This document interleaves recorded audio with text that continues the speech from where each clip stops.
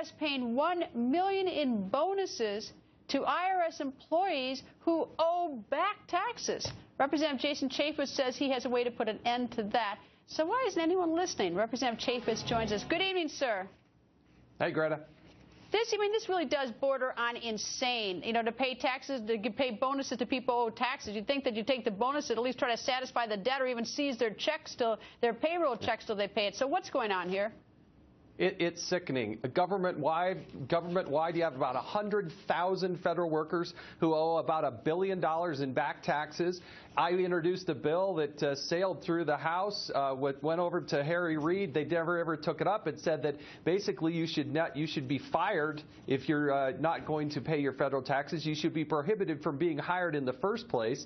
But nevertheless, we got this new report that IRS employees, 1,100 IRS employees who haven't paid their federal taxes, got more than $1 million in bonuses. It's just sick.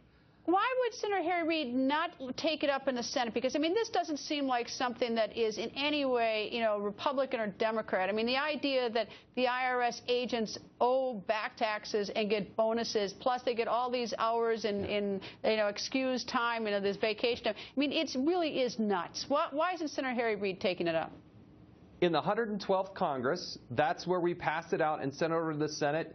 Harry Reid, one of my goals is I want to make him the Senate Minority Leader because he doesn't take up this common sense stuff. In the 113th Congress, we brought that bill again to the floor of the House. This time it failed because you had dozens of Democrats switch their votes and decide that, no, we shouldn't fire them. But they say their argument is we shouldn't fire these people because if we fire them, then we won't be able to collect the taxes from them because they won't have the income. And it just drives me nuts. Amend the bill and say that, okay, we don't fire them, but we seize their paychecks until they have a portion of their paychecks, like 25% of their paychecks, essentially put a lien on it until they've satisfied their debt, and don't give them bonuses because they certainly don't deserve them if they can't manage this problem. I mean, why not amend it and at least get the American taxpayers some relief from this insanity?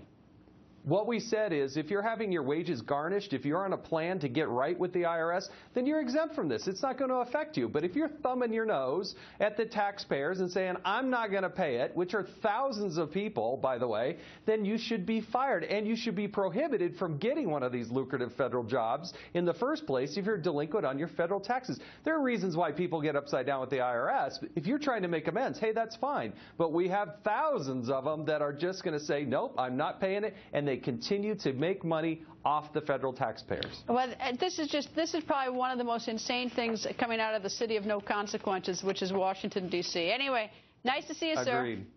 Thanks, Nice Greta. to see you. And an outraged father